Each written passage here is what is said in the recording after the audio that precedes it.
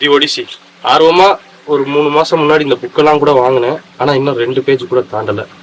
Book படிக்கிற பழக்கமே இல்லை எனக்கு. அட்லீஸ்ட் ஒரு காரணமா இந்த படத்தை பார்க்கணுங்கிறத ஒரு காரணமா வச்சாவது எங்க படிக்கிற பழக்கத்தை ஏற்படுத்திக்க முடியுமோன்ற நம்பிக்கையில வாங்கினேன். பட் முடியல.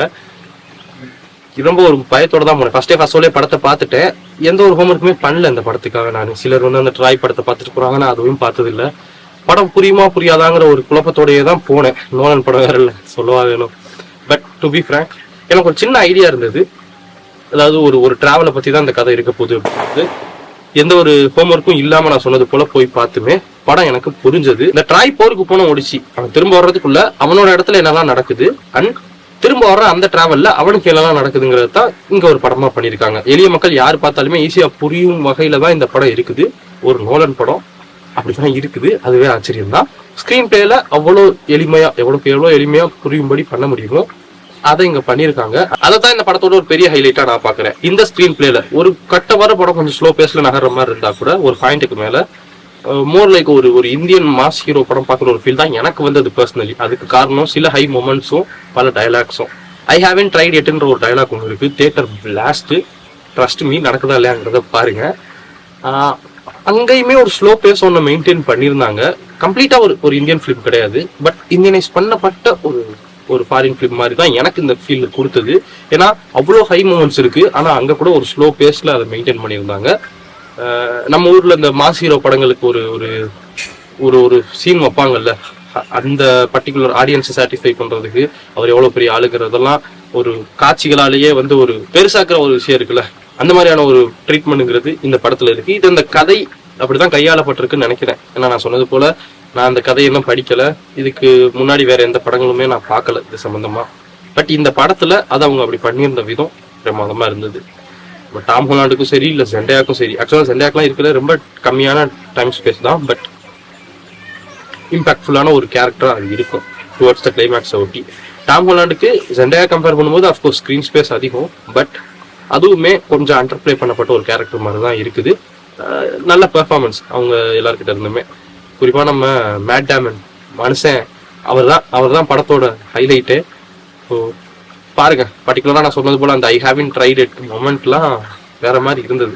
எனக்கு படத்துல இதெல்லாம் தாண்டி இன்னும் ரொம்ப பிடிச்சிருந்த ஒரு விஷயம், இந்த ஒரு ஸ்கிரீன் பிளேக்கு இடையில ஆக்சுவலா அந்த போர்லாம் எவ்வளவு கொடுமையானதுங்கிறத, போர்ல பாதிக்கப்பட்ட மக்கள் ரியலைஸ் பண்றது ரொம்ப ஈஸி. ஆனா அந்த போர்ல வெற்றி பெற்ற ஒருத்தன், அந்த போர்ல ஜெயிக்கிற ஒருத்தன் இது எவ்வளவு கொடூரமானதுங்கிறத ரியலைஸ் பண்ற ஒரு விஷயம் இருக்குல்ல, அந்த ஒரு கில்ட் ட்ரிப் அவனுக்கு வர்றது இருக்குல்ல, அந்த இந்த படத்துல அவ்வளவு அருமையா காமிச்சிருப்பாங்க. மனுஷங்க எவ்வளவு கேவலமான ஒரு பிறவிங்கிறத ஒரு செகண்ட் நம்மளே ரியலைஸ் பண்ற ஒரு ஃபீலுங்கிறது இருக்கும். அந்த பர்டிகுலர் ஒடிசிங்கிற கேரக்டர் அவன் அந்த கில்ட் ட்ரிப்ல அதை இது பண்ற சீன் இருக்குல்ல, ஜெயிச்சிருப்பான், பெரிய வெற்றி அது. ஆனா அதை அவனால செலிப்ரேட் பண்ண முடியாது.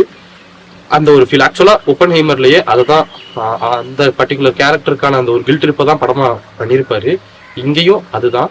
அது இன்னுமே ரொம்ப பிரமாதமா படம் முடிச்சிருக்காரு. டெக்னிக்கலா ரொம்ப பெரிய ஒரு ஸ்கேல்ல ஒர்க் பண்ணிருக்காங்க. சில கேள்விங்கிறது ஆப்வியஸா நமக்கு எழுது. குறிப்பா அந்த ஒரு குதிரை ஒண்ணு அந்த ட்ராய் போர்ல அதெல்லாம் வந்து எப்படி இவ்வளவு பெர்ஃபெக்டா சோல்ஜர்ஸால பண்ண முடியுங்கிற கேள்வி வருது. ஏன்னா நான் சில இமேஜஸ் பார்த்தேன், அதுலலாம் வந்து ஒரு இமேச்சூரான ஒரு குதிரை ஒரு நார்மல் பீப்புள் போய் பண்ணா எப்படி இருக்குமோ அந்த மாதிரியான ஒரு குதிரையா தான் அது இருக்கும். பட் படத்துல சோல்ஜர்ஸ் பண்ற ஒரு குதிரை அவ்வளோ பெர்ஃபெக்டா எப்படி வந்ததுங்கிற மாதிரியான கேள்விகள்லாம் வருது. பட் அதெல்லாம் தாண்டி டெக்னிக்கலா அவங்க அச்சீவ் பண்ணிருக்க ஒன்று இருக்குல்ல, அது அவ்வளோ ஈஸியா புல் ஆஃப் பண்ற ஒரு விஷயம் இல்லை. ஆனா அந்த டெக்னிக்கல் ஆஸ்பெக்டை பத்தி பேசல. கண்டிப்பா நீங்க இதை வந்து ஐமேக்ஸ்ல தான் எக்ஸ்பீரியன்ஸ் பண்ணணும். மொத்தமே ஒரு 40 ஸ்கிரீன் தான் இருக்கு வேர்ல்டு வைடு இதை பார்க்கறதுக்கு மாதிரியான ஸ்கிரீனுங்கிறது. அவ்வளோ பில்டப்லாம் ஏன்னு எனக்கு புரியல. அஃப்கோர்ஸ் இது முழுக்க ஐமேக்ஸ் கேமராவால ஷூட் பண்ணப்பட்ட ஒரு படம் தான். ஐமேக்ஸ் ஸ்கிரீன்ல பார்க்கல மேபி இன்னும் கொஞ்சம் எக்ஸ்பீரியன்ஸ் வந்து இன்னும் பெட்டரா இருக்கலாம். பட் ட்ரஸ்ட் மீ, ஒரு நல்ல ஸ்கிரீன் செட்டப் உள்ள நல்ல சவுண்ட் சிஸ்டமோட உள்ள ஒரு தியேட்டர்ல நீங்க பாத்தீங்கன்னாலே போதுமான எக்ஸ்பீரியன்ஸுங்கிறது இருக்கும். அதுவே ஒரு நல்ல எக்ஸ்பீரியன்ஸா இருக்கும். நான் ஒரு நார்மலான ஒரு தியேட்டரில் தான் பார்த்தேன். மதுரையில் வந்து எபிக் தான் இருக்குது, ஐமேக்ஸ்லாம் கிடையாது. நான் எபிக் கூட போல ஒரு நார்மலான ஒரு நல்ல ஸ்க்ரீனில் தான் பார்த்தேன். எனக்கு படம் ரொம்பவே பிடிச்சிருந்தது, நான் என்ஜாயும் பண்ணேன். வேணும்னா நீங்கள் போய் உங்களால் அஃபோர்ட் பண்ண முடியுது, டைம் அண்ட் மணியை சொல்கிறேன், not just money, time and money உங்களால் அஃபோர்ட் பண்ண முடியும் அப்படின்னா. ஏன்னா சென்னைக்கு தமிழ்நாட்டுக்குள்ளே கோயம்புத்தூர்லேயும் சென்னையிலையும் தான் இருக்குது. அதுலேயுமே 1008 குறைகள் சொல்கிறானுங்க, அது விட்டுருங்க. பட் சொல்கிறேன், டைம் அண்ட் மணி உங்களால் அஃபோர்ட் பண்ண முடியும்னா ஐமேக்ஸில் போய் பார்க்கலாம். பட் அதில் தான் பார்த்தாகணுன்ற ரூல் எல்லாம் எதுவும் கிடையாது. அதில் பார்த்தா தான் படம் நல்லா இருக்குங்கிறதுலாம் கிடையாது. ஒரு நார்மலான நல்ல ஸ்க்ரீனில் போய் பார்த்தீங்கனாலே படம் உங்களுக்கு கண்டிப்பாக புரியும். அது ஒரு நல்ல எக்ஸ்பீரியன்ஸாக இருக்கும். அதை தாண்டி அந்த ஐமேக்ஸ் கேமராவில் ஷூட் பண்ணப்பட்ட இப்போ நான் கங்குவாவெல்லாம் போய் ஐமேக்ஸில் பார்த்துட்டு வந்தேன்னா நான் இதில் கமெண்ட் பண்ணுறதுக்கு ஒன்றும் கிடையாது. சொல்ல வரேன்னா இது முழுக்க ஐமேக்ஸ் கேமராவாலே ஷூட் பண்ணப்பட்ட ஒரு படம். ஐமேக்ஸ் ஸ்க்ரீனில் அதுக்கான அந்த எக்ஸ்பீரியன்ஸ் நல்லா தான் இருக்கும். பட் அது கம்பல்சரி கிடையாது, அது ஒரு ஆப்ஷன். அண்ட் சொல்ல மறந்துட்டேன், இந்த புக் நான் தான் வாங்கினேன் ஒரு 3 மாதம் முன்னாடி. சொன்னது போல் என்னால் இதை படிக்க முடியல. இப்போ இதை நான் வேற ஒரு ஆளுக்கு ப்ரெசென்ட் பண்ண போகிறேன். பட் கண்டிப்பாக இன்னொன்று நான் ஒரு கப்புள் ஆஃப் வீக்ஸில் நான் இன்னொன்று ஆர்டர் பண்ணி எவ்வளோ நாள் ஆனாலும் கண்டிப்பாக இந்த புக்கை நான் படித்து முடிக்கிறேன். இதுக்கப்புறம் போய் நான் அந்த ட்ராயன் இது சம்மந்தமான மித்த விஷயங்கள்லாம் நான் பண்ணலான்னு இருக்கேன். கண்டிப்பாக படிப்பேன். சொன்னது போல் இதை இப்போ இன்னொரு ஆளுக்கு ப்ரெசென்ட் பண்ணலான்ற மைண்ட் செட்டுக்கு வந்துட்டேன்.